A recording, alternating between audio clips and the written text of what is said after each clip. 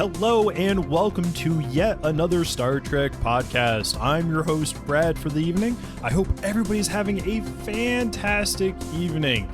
We're having a wonderful show tonight, and I actually have the excitement to announce a very amazing special guest. We have head of the Rigel 12 Mining Guild, MacLeod, joining us tonight. Hi. How's it going there, buddy? It's great. I don't know who those guys are. Is that good? I really feel like you should, since they are technically in the episode we watched. So, oh, the horn dogs?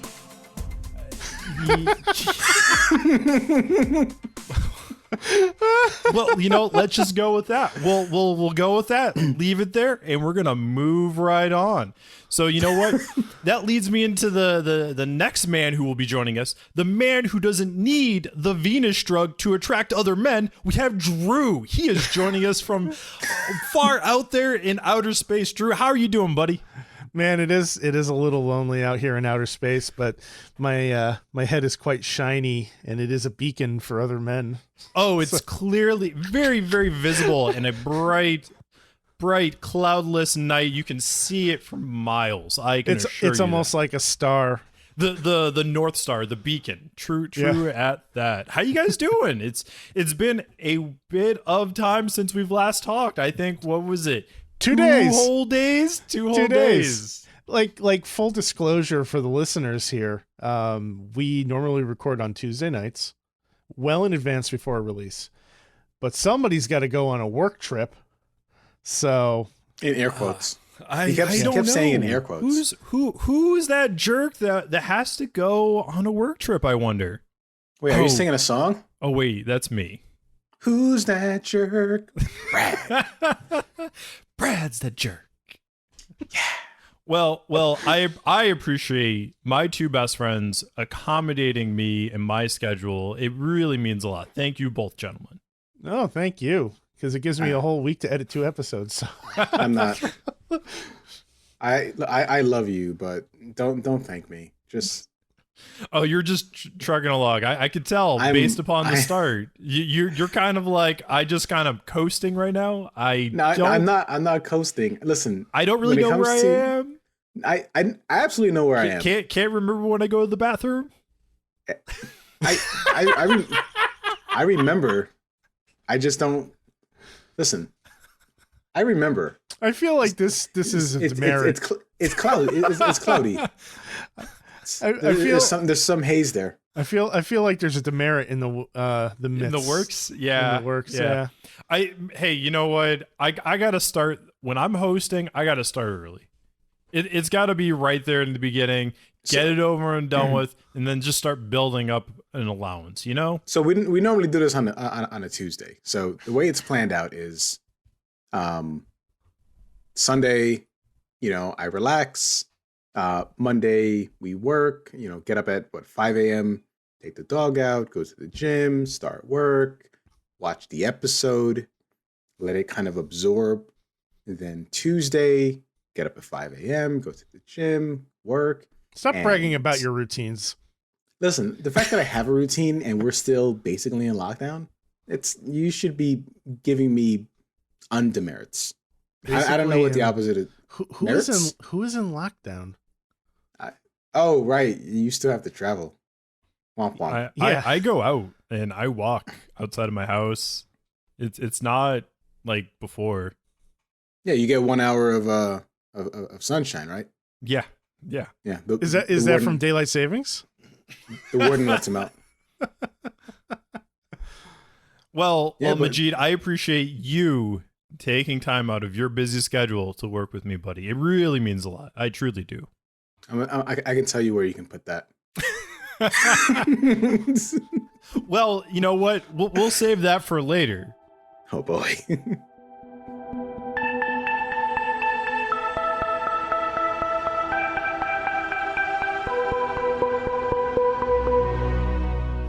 Well, this week's episode was a bit of a treat, at least in my mind.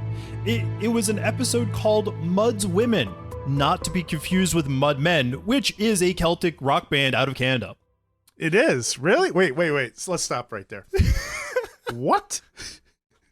Mudmen is a Celtic rock band out of Canada. Are they made of mud? You know what? I'm pretty sure the answer is no to that one, but you're going to have to ask them yourself. Are you sure? Are you sure they just didn't call themselves Madmen, but because they have a Canadian accent, it sounds like Mudmen? That's entirely a possibility, but hey, you know what? Why don't you just try dropping them a line and let's see if they tell us to shove off. Are they Canadian by birth? Did they migrate to Canada? Or are they Canadians who do Celtic music?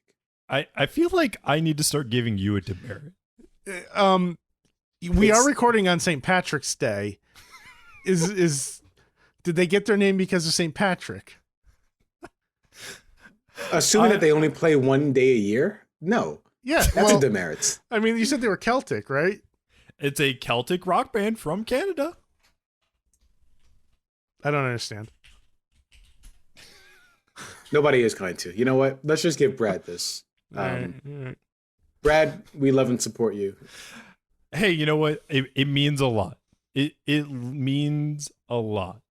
Maybe one day we will find out how the Mudmen got their name. If I were to start listening to the Mudmen, what song would you recommend I listen to? Well, their number one single is 5 o'clock PM.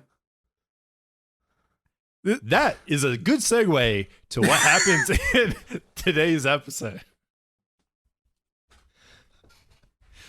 So, as stated before, we watched Mud's Men or shit.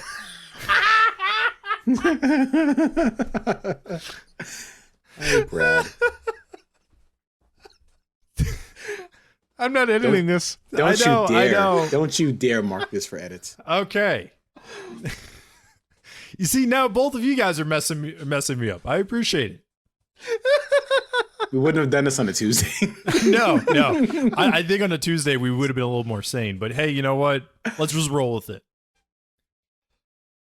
Okay, buddy.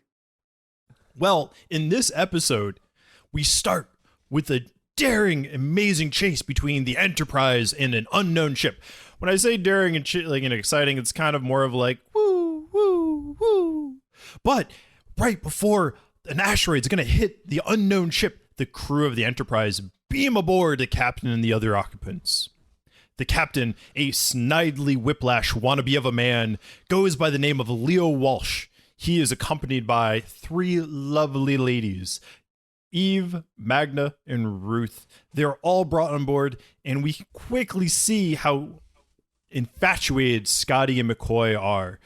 And Spock's kind of there thinking those guys are idiots. No idea what's their problem. All right, Walsh. all right. Did these guys never see women in their entire lives? No. I mean, well, actually, maybe they have the Yamen. They have seen women. To your point, the yeoman, and we also have Uhura. And oh yeah, Uhura. There's plenty of them on board, but apparently these women are special. Yeah. Work with me, guys.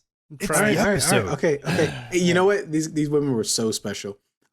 Just a quick just backtrack. as a disclaimer, they do explain why they are special later on in the episode. Right. So I want you to just quickly edit your synopsis for next time. They didn't have a daring chase. It was they turned like lazily to the left and then to the right. They were avoiding cones in a parking lot. That's what that chase was. I feel like you missed the sarcasm.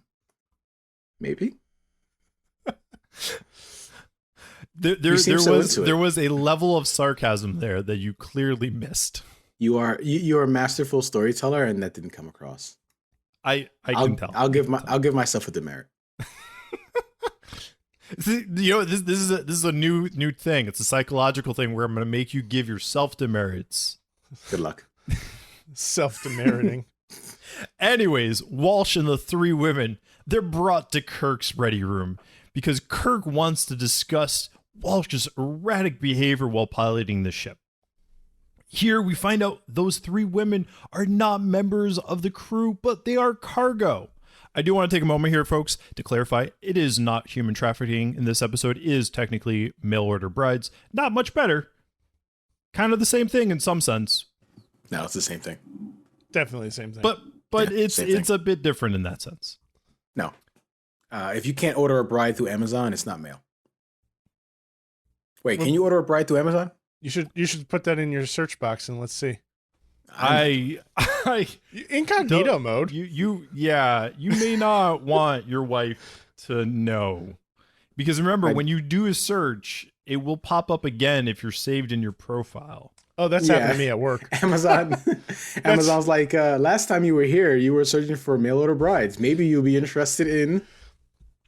I remember seeing some very interesting search results when we were screen sharing at our previous job. Yeah.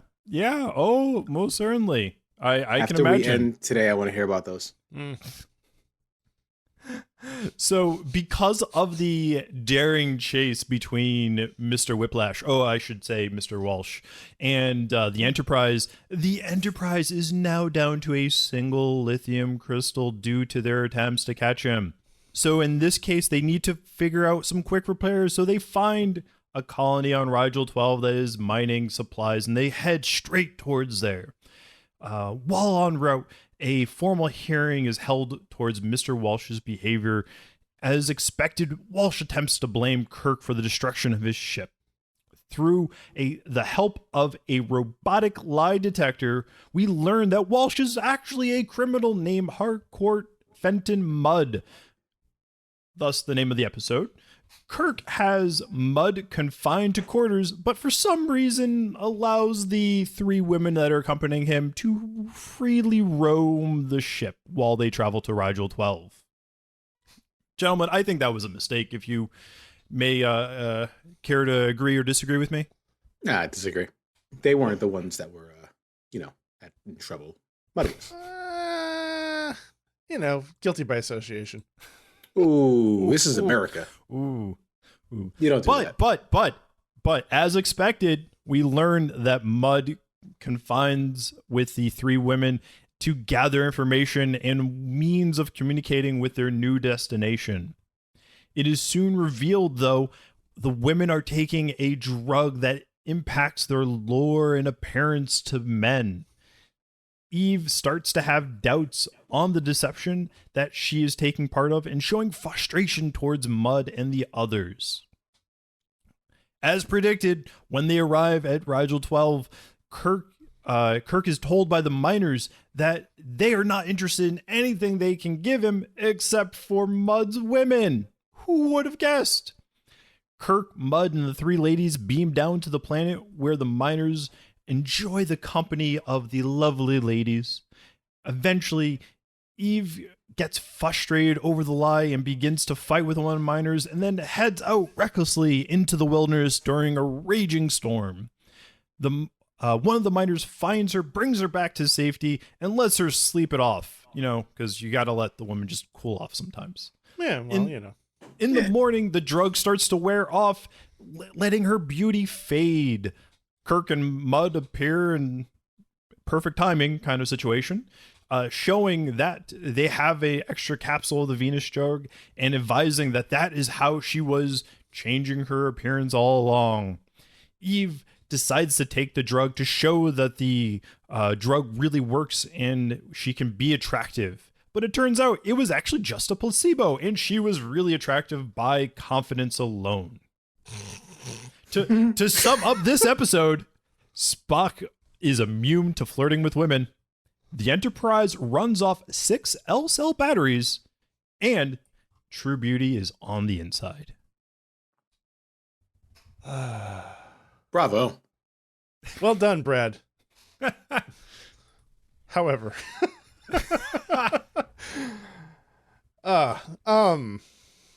I feel like there's some thoughts towards this episode between us. I can't get over the fact that McCoy and Scotty have never seen a woman in their entire life, despite working with at least a dozen on the ship. So my mind is that the drug probably emits some sort of pheromonic chemical, whatever, I don't know, some BS that's supposed to deceive the appearance and kind of give more of an attraction towards the individual. I think that is probably how it works. I mean, come on, we're dealing with some sort of science fiction here, so you kind of have to work with me on that sense. But fair. As ridiculous as it sounds, I think that's the intent for it. So I don't entirely blame him on that sense, but because Spock was a different race, it would have a potentially different impact on him, where he's just like, yeah, whatever. Well, Spock is in control of his emotions. You know. Well, okay, we can go with both. Okay, fair. Let's go with both. I think that's good. Majid, what are your thoughts? How did that episode play out for you, man? I was so distracted. Was the Venus drug kind of overwhelming you? No, I wasn't sure if Mudd had a lot of chest hair and that it was just popping out of the top of his shirt, or if that was just emanating from his neck, or if it just goes up that high. Well, let's ask both. Let's ask the man with the experience, Drew. No, Drew is waxed. Yeah, my chest hair doesn't start until like way the hell down here. Yeah, Drew's waxed. Oh, okay. But I do know somebody though that has like the fur chest, coat. Yeah, exactly, yeah. Fur coat, and seems like it's tough to tangle with. So right, because it gets tangled. You try to comb through. Exactly. But what did you think of? Let's talk about the actor that played Mudd, Roger Carmel. Roger Carmel. Caramel. I don't know how he's. Well, there's no A. Well, there's one A. But what did you think of his portrayal? I thought he was so I was really excited for this episode, mainly because of Star Trek Discovery. Mm-hmm. I can't remember the actor's name. The guy who plays Rainn Wilson. Rainn Wilson. Yes. Thank you. Like his portrayal of Mudd on that series was so profound to me. Like I loved the character. It was so like it was one of those Snidely Whiplash type of characters that I just loved to hate, and it was fun. And so I was really looking forward to seeing how this guy was, and I'll be honest, I actually really enjoyed it. Like, yeah, I mean, I think this portrayal came across as a little bit more whimsical, whereas Rainn Wilson's portrayal is a little bit more sinister. Mm-hmm. Very sinister. Yeah, but did he have like a Back to the Future type element to it? I think that was the second episode. Oh, right. He was a prisoner at first. Yeah, they had the time loop. Yeah. In Discovery. But like, I think I kind of expected that.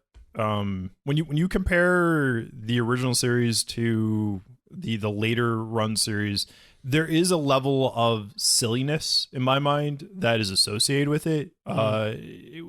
Due to special effects, different type of dialogues. I feel like they try to overemphasize things. We've seen it previously in some of the other episodes, but I feel like with that character, it didn't really detract much of the appeal it had for me. I actually enjoyed it was, to me, it was very similar to what we saw in Discovery, but slightly tweaked in a more whimsical side of things, as opposed to your point where it was more sinister. And I think it worked well too. Like I enjoyed it because, although he was threatening to take over the ship at one point, I feel like Mudd was pretty low level threat. Most of the crimes that he was accused of were like theft, right? There weren't any violent crimes that I recall seeing. Were there? Not that I recall, but you did mention something that I wanted to bring up about him wanting to take over the ship. Yeah. And I don't know if you remember that scene, if it was him, the three ladies, and then there were two Starfleet guards in the room standing behind him, and he's like, I'm gonna do all this stuff and nobody's gonna stop me, and the two guys behind me, I'm gonna pay them off. Oh yeah. Yeah, No, he's like, he's like, no, my shift ends in 5 minutes. I'm not dealing with this. Yeah, that's kind of the vibe I got from it. But that's it. Just I found that so hilarious. yeah, they were too busy staring at the ladies to pay attention to what he was saying. Oh my God. Clearly. Worst Man, security ever. No, we've seen worse. There was such over sexualization of the women, and after the episode, it says story by Gene Roddenberry, and I was like, oh, okay, well, Drew said he's kind of a horn dog, so that tracks. Yeah.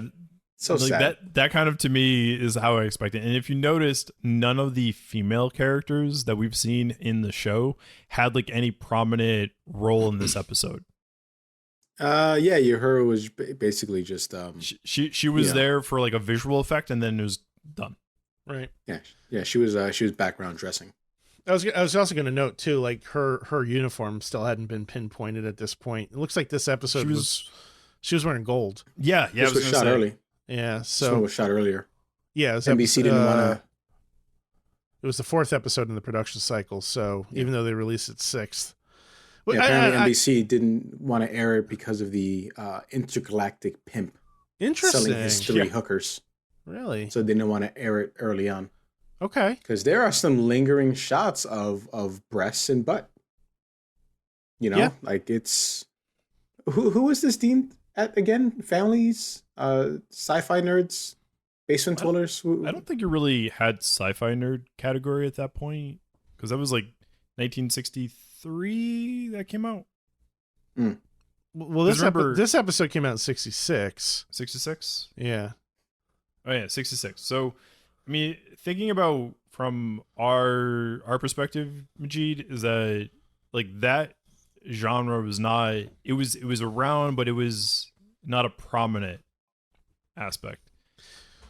Yeah, I don't think the stereotypical Star Trek nerd image really came about until after the show was canceled. Yeah. So Gene Roddenberry had the final cut in terms of the script, in terms of what they were going to bring to screen from paper. Gene Roddenberry had the final cut on that. Big Rod and this horn dog. Yeah. So sad. It's man. Yeah.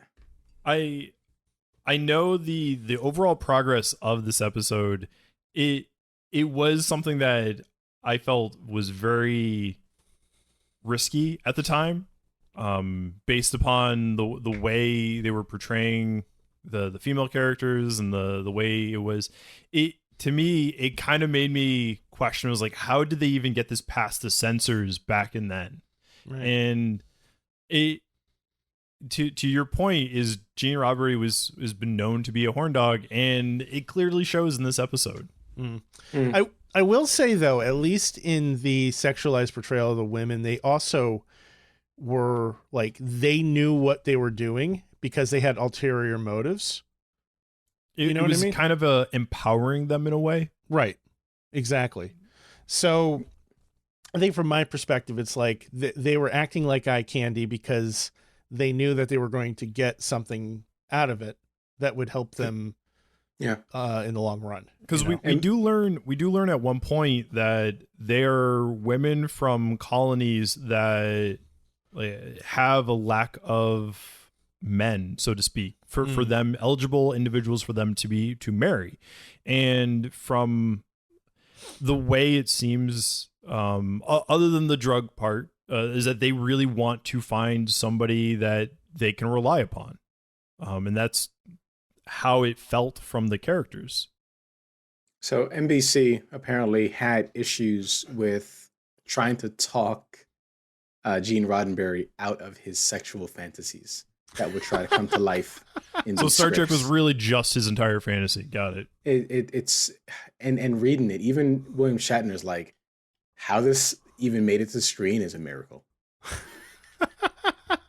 And I have to agree with Big Will Shatner. If we can ever get him on the show, we can ask him ourselves. Friend of the show, William Shatner. Friend of the show, William Shatner. Shout out to Big Will.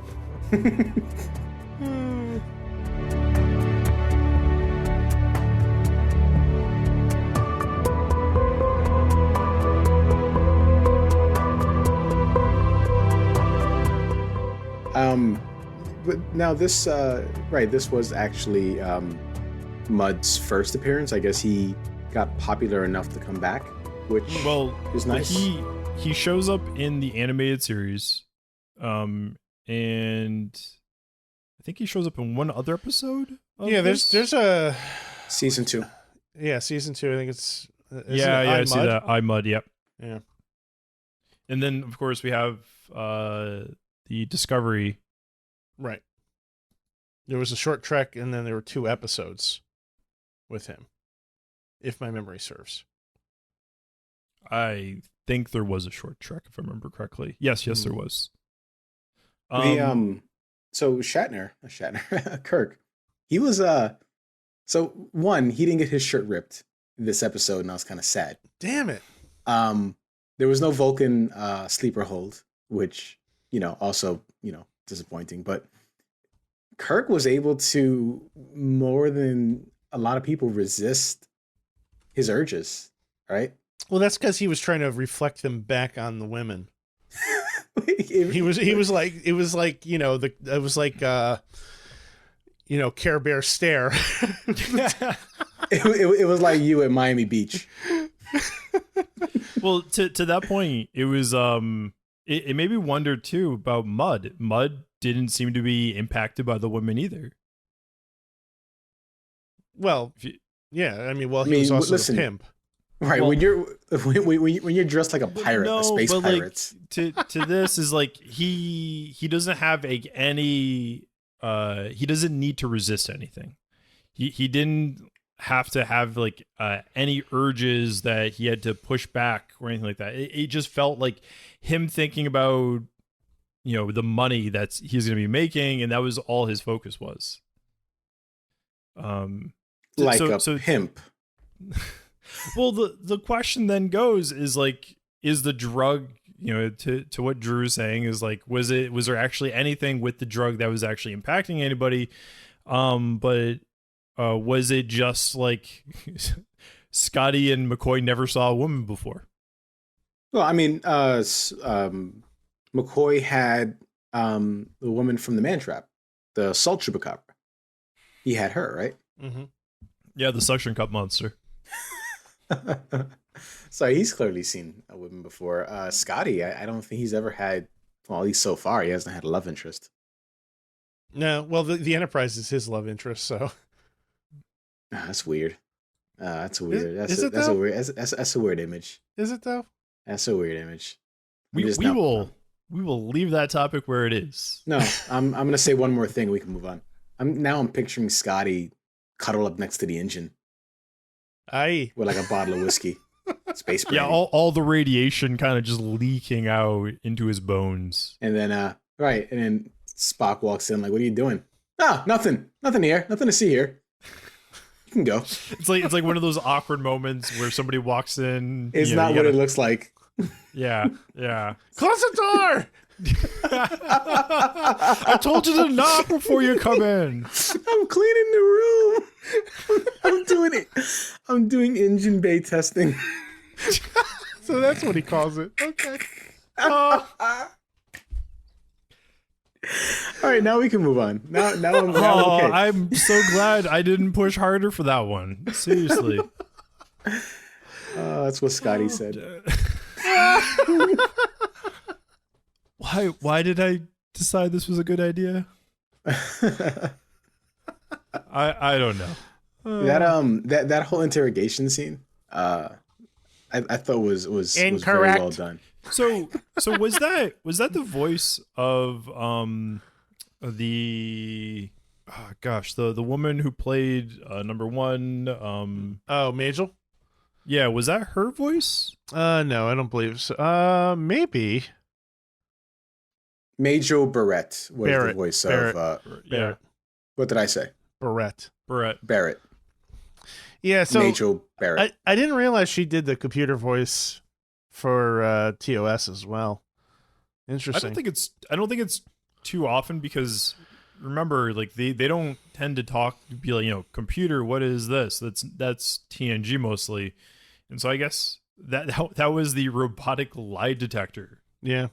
Mm-hmm. Yeah, so the computer voice on most Federation starships and fixed installations was portrayed by Majel Barrett Roddenberry since the early days of the original series, first appearing in Mudd's Women. The computer voice in TOS and animated series was very rhythmic and mechanical. She continued to play Starfleet computers, became a far more natural-sounding female voice. So... Well, I think that's probably aligned with our culture as to how we view it would probably be going. Because well, I mean, I think what we thought robots and computers were going to be and what they actually are is massive difference. Like today's modern computer is far more in line with the average computer on TNG. Yeah, and just think about it when this was filmed, like. A computer talking to you was unfathomable. That was not any sense of realism at that time. So, gentlemen, tell me what was probably one of the things you liked least about this episode. I'll start with you, Maji. What was one of the things that kind of really turned you off from the overall episode? You know what really turned me off and took me out of the entire episode was the lighting. The way they're lighting the sets. It's always been the case, but there are these hard shadows. And the way that they're lighting this set, which is supposed to be a starship, it's taken me out of the experience now. Do you think that's possibly because of the time period that it was filmed in?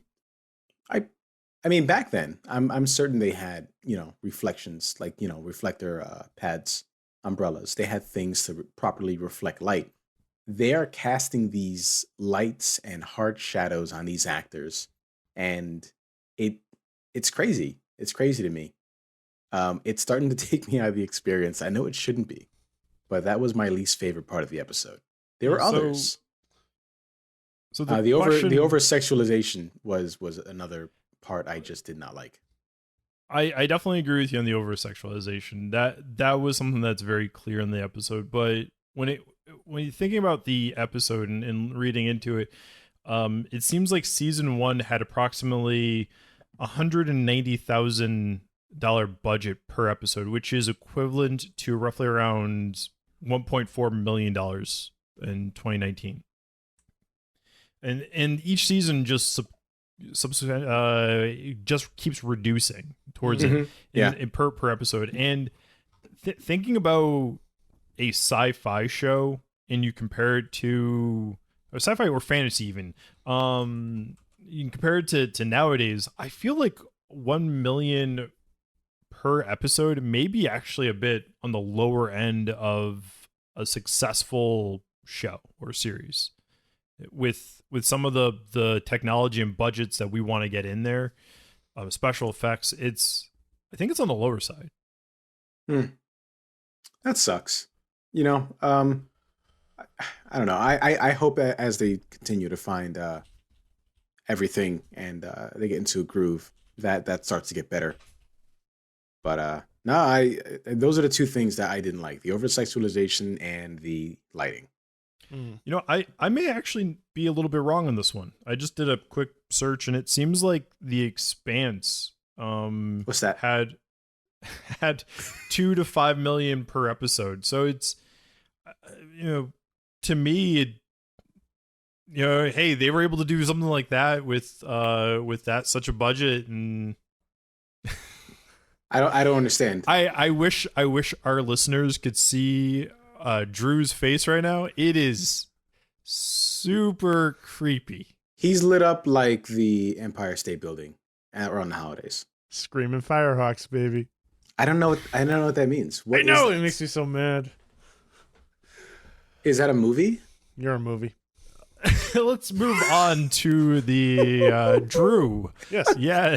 What was your thoughts, man? What was one of the big things that kind of fell short with this episode for you?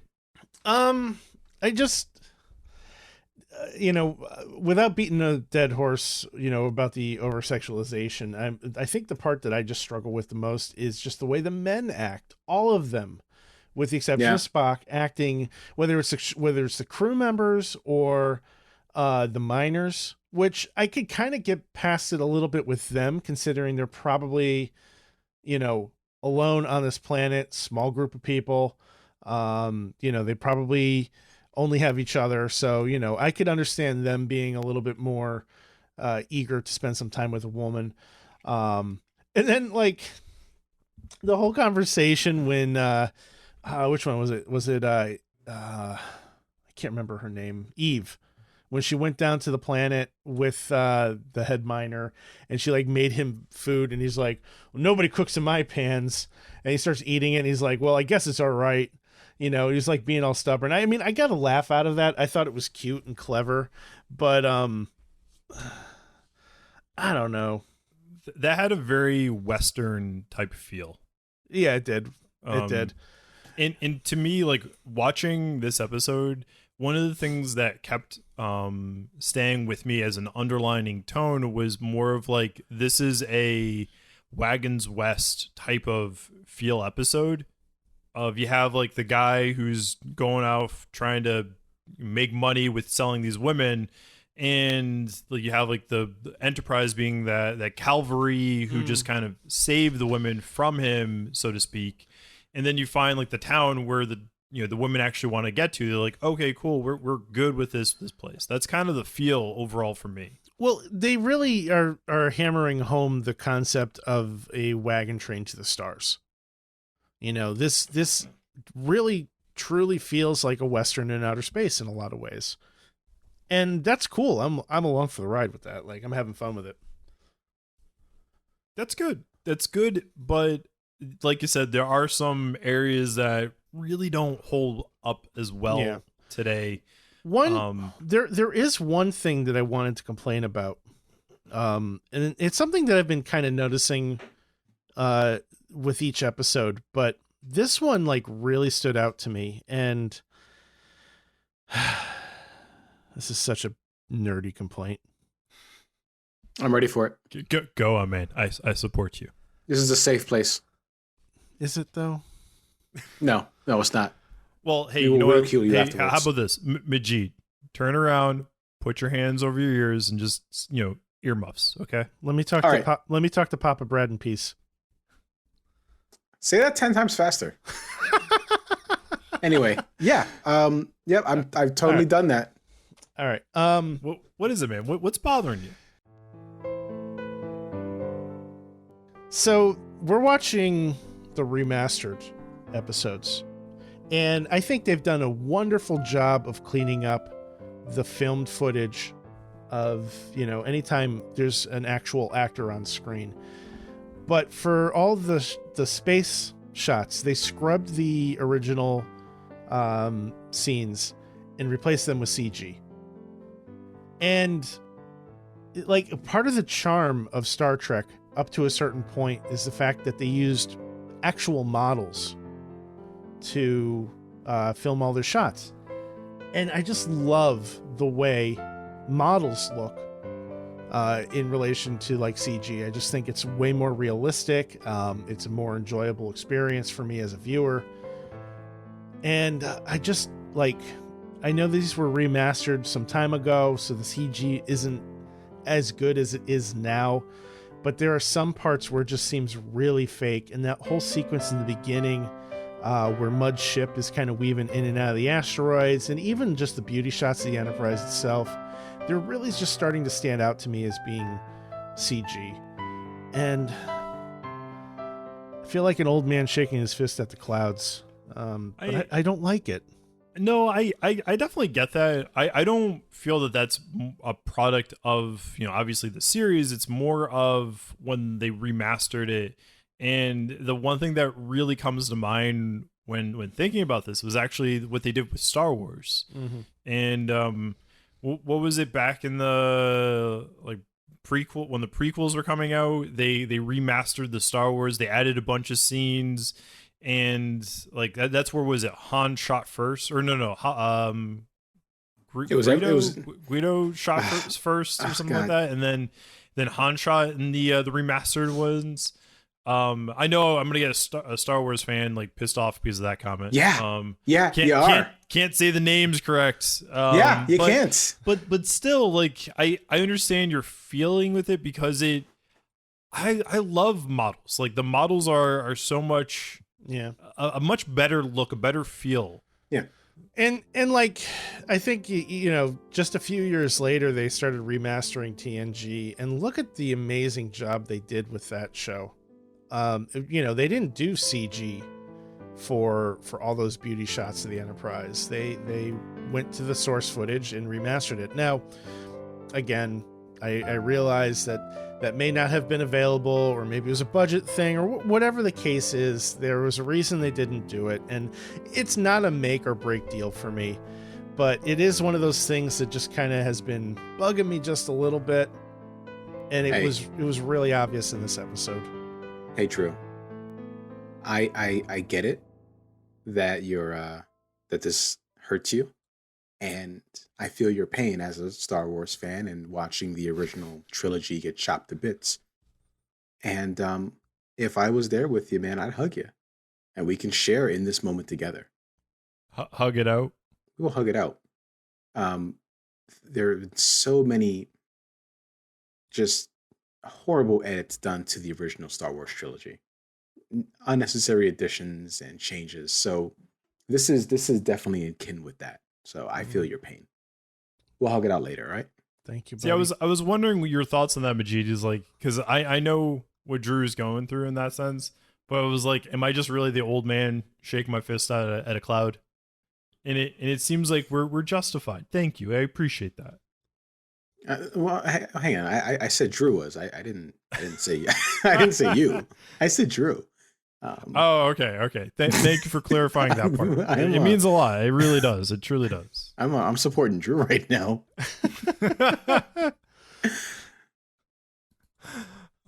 Oh man. Well, anyway, I'm really glad to know that I have, some good friends. Supportive group of individuals. Yeah. Yes. We got more ridiculous insight on how the Vulcan physiology. I love the sparring back and forth with Bones and Spock. Yeah, it's lovely. It really is. I think that's like that subplot that we've been talking about, where like this does really lack, but I think that sparring, the banter between the two really helps push it over. Yeah, that's just their if anything, continuity building and callbacks. I don't think it's really like A, B, and C storylines. Yeah, no. That I mean, this is the kind of thing that they're going to be kind of doing, off and on going forward, which is totally fine by me. It's character building in a wonderful way, and it just I think really fleshes out their relationship, because it's always, I don't want to say always, for the most part, it's friendly banter, in the same way that we joke with each other, they're joking with themselves. Right, because Bones knows that Vulcan strength can toss him across the room in one backhand. Exactly. Yeah. Drew, you were pretty real. You got pretty honest, and I want to get pretty honest for a second. Break it down for us. I was disappointed in this episode that Sulu didn't say, "Oh my." There was a perfect opportunity for it. I don't think that's not like a Star Trek phrase. That's a George Takei phrase. What? Yeah, no. I'm pretty sure. No. Yeah. He totally said it. No. Right? No. Am I? I could be wrong, but I doubt it. I think he really. I think he maybe he says it in one of the movies, but I don't think he says it with such emphasis as we are used to. Like we are really used to him saying it a specific way, and I don't think he ever says it that way in the series or one of the movies. I could be thinking of one of those Family Guy clips where they're talking about Star Trek. I'm sure that's an over exaggeration, and that would be perfect. Yes. Oh my. So, gentlemen, any additional thoughts before we move on to our rating? How do you feel about the overall message about beauty being from within? I like that.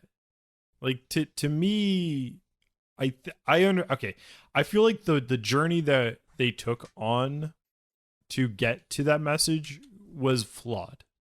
But that overall message is a good message to try to convey. That being confident in yourself, that's really, I think it's an add point too. Even it's not just beauty within, but it's also being confident with yourself, and that is a good message to push people towards.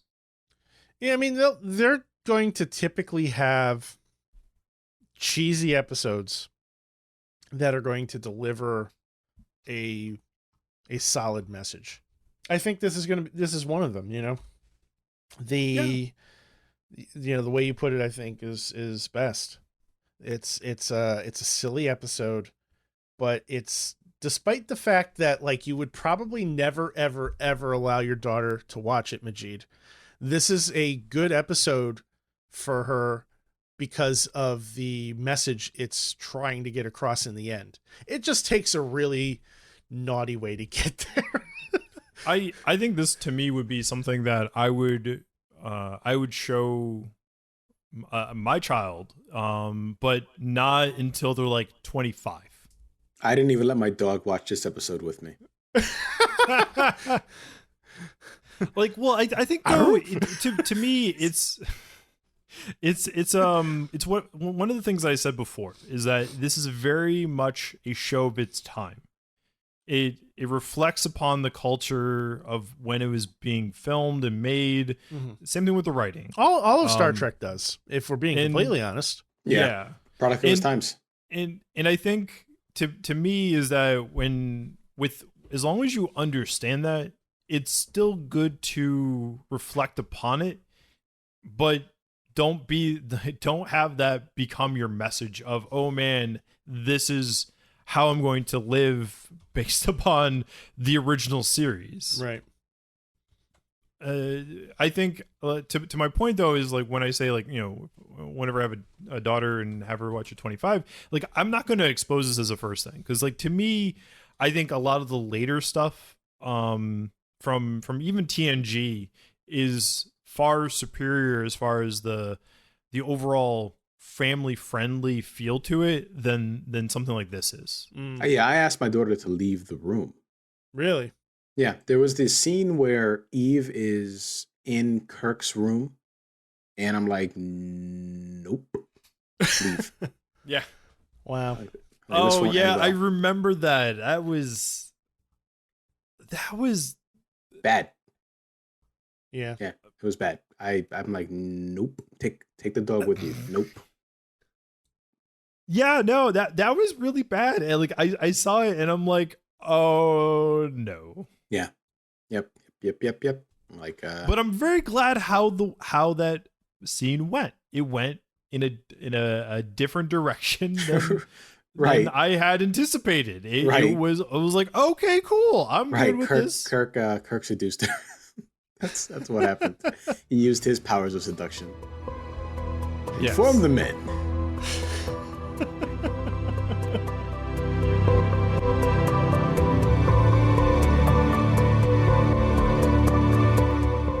All right, gentlemen, moving on to the grading of this episode of a 1 to 10, 1 being hated the worst possible episode, 10 being the most amazing episode. How did you feel? Majid, I'm going to start with you, buddy. What are your thoughts? Where did this episode fall for you? It's on the lower side of the spectrum. It's definitely a 4. Why? The horn dogs, just the horn dogs, and I'm not a fan. I find it interesting that with the last episode, I think you gave that one a 5. I think no, that one he gave a 4 as well. Oh, he did. Okay. Enemy Within, yeah. I didn't like Enemy Within. Enemy Within was an episode that did not need to be 1 hour. Yeah, I would agree. I think Enemy Within was just not a good episode. I think there's a case to be made with this one, at least having some entertaining value. Drew, so like, let's go to you now, buddy. Like, we hear Majid with a solid 4 in his mind for this episode. Where do you fall into this one? Like, how did the episode play out for you? Was it something that you would probably go for more of like a higher number or lower number? What are you thinking? So, I mean, like, for me, my scale is kind of like, if I was channel surfing, would I leave this episode on? Mm-hmm. And then if the answer is yes, how excited would I be that episode is on right now? That's a good scale. For me, the answer is yes, but I would put this at like, not like a super excited yes, like, oh my God, I need to start this from the beginning. I need to watch it right now. And my wife needs to leave me alone. So not something really like, you don't really feel like it's a classic episode. No. Just kind of, okay. No, I do think it's a fun episode though. And despite the fact that the sexualization of the women, kind of drives the men crazy, which that's the part that I really didn't like, is that like these guys just didn't act like they've ever been around a woman in their entire lives. I thought the actresses did a wonderful job in the role. All 3 of them beautiful, but they also were able to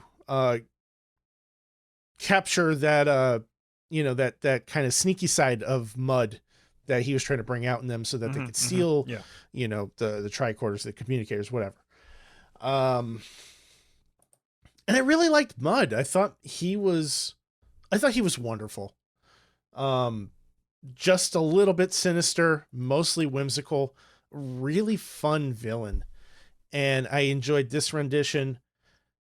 I like Rainn Wilson's rendition as well too, but I don't know. I might like this one better. I'm not sure. I have to think about that. Okay. Well, to your point, it's 2 different portrayals. One's more whimsical, one's more sinister. But you have like, go ahead. So, no, I was just gonna say, it's like this one's like I described in the beginning, Snidely Whiplash. Right. It's that's the character he does a very good job of portraying. Yeah. So what would you say for the number wise? That all this puts me at a 6. So yeah, no, I really think that was a good solid number, Drew. I a lot of the things that you said, I kind of relate to with you on that. The over sexualization of the women obviously is a very is a down point to it. However, there is a sense of empowering, like you said, where the women they're in control of it.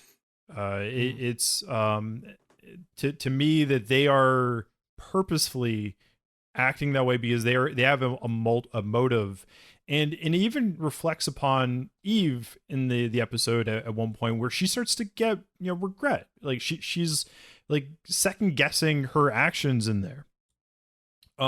The way Mud is portrayed in this, while different from what we saw in Discovery, is definitely a much more whimsical type of character that I really enjoy. Not necessarily the exact 1-for-1, but it's very close, and I think I'm around the same point as like if I were to be channel surfing, I would probably just keep it on type thing. So I'm actually a little bit higher than you even. I'm actually at a 7. I actually really enjoyed the overall episode. It definitely has that Wagons West feel of a Western, much more so than some of the previous episodes. And there is a lot more over the top ridiculousness of the men falling over the women in that sense, which is just laughable. But I enjoyed it probably a lot more than I had anticipated. Mm-hmm. Yeah. All right. Yeah, you guys make some excellent points. Those are really good points. You're right. Eve did, kind of strike out on her own. Yeah.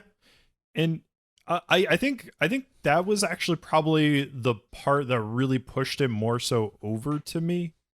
That felt, I think it's kind of funny. That felt less Star Trek more so than anything in the episode, and that actually what appealed to me. Is because it was more of like a Western style. I mean, it is a Western in space. That's what, they've described it when they were initially trying to go for this. And I think that's kind of one of the things that really attracted me to the episode more so over anything else. Fair. That's fair. Yeah, good points.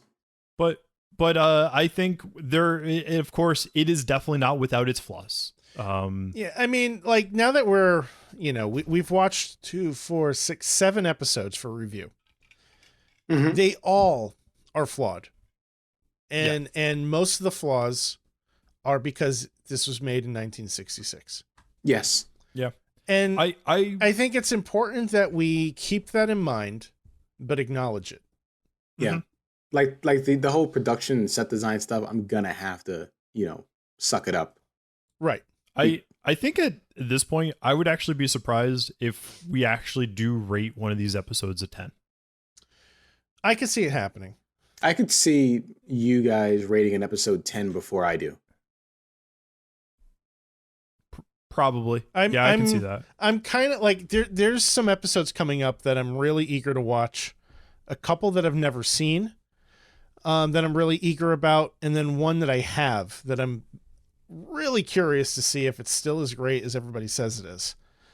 I was excited for What Are Women Made Of? The next one, or What Are Little... Oh, God. The next one is called What Are Little Girls Made Of? Yeah, I'm telling you right now, there's no way I am reading that with a low baritone voice. Wait. What if I tell you the description? Well, would that change your mind? Let's see. The description for this episode. The Enterprise finds archaeologist Dr. Roger Corby, who has been missing for 5 years, living underground on a deserted ice planet with a group of sophisticated androids. The yawn tells everything. I can see that. That wasn't a yawn. I looked it up. Remember, I started to do my research on episodes that I'll be, hosting, and guess who gave the story treatment for this episode coming up? Well, I think Roddenberry does it for all of them. I think he has like some sort of credit, but I don't think he was the main. Apparently, he turned in the final draft, the final screenplay draft. So, yeah, I'm fully expecting. Here's what I'm expecting, right? Without having seen the episode yet, I'm expecting scantily clad women. I'm expecting short skirts and sexual situations. That's what I know nothing of the episode, so I am going to go in with an open mind and then be thoroughly disappointed after I find out you're right. Yeah. But let's try to let's see how it goes. We'll see how it goes. Cool. I think we have an opportunity for a 10 out of this one, Majid. God, Drew really wants. Drew really wants. Actually, I've never seen this episode, so I really have no idea. Remember how we connected before? Like, we had the connection about the going back and messing with old classics and putting CG in it. Remember that? Yeah. You ruined it. Oh, you have a Now you have a strike. With the what? Well, folks. What? Well, folks. Whoa, on that note, no. You take that back. No. Damn it! Take it back. On that note, folks. This has been yet another Star Trek podcast. Thanks for listening. Take care. Good night. Drew has demerits and Brad doesn't. Give me back my strike. Good night, everybody. Good night.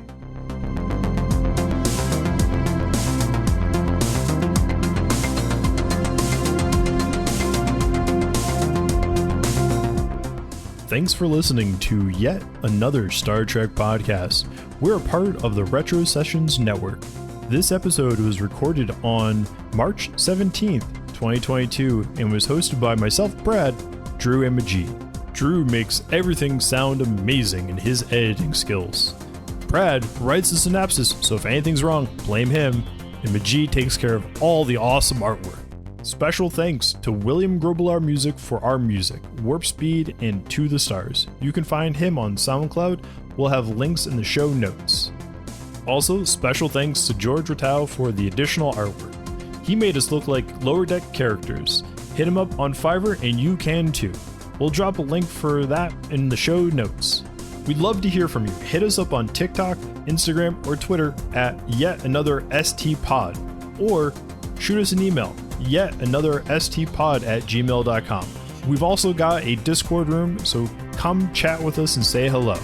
Next week, we'll be watching What Are Little Girls Made Of? Watch along on Paramount Plus and let us know what you think of the episode. Remember to drop us a review on Apple Podcasts, Spotify, or wherever you get your podcasts from. Plus, it helps support the site. It's free. Thanks again, and we'll see you next week.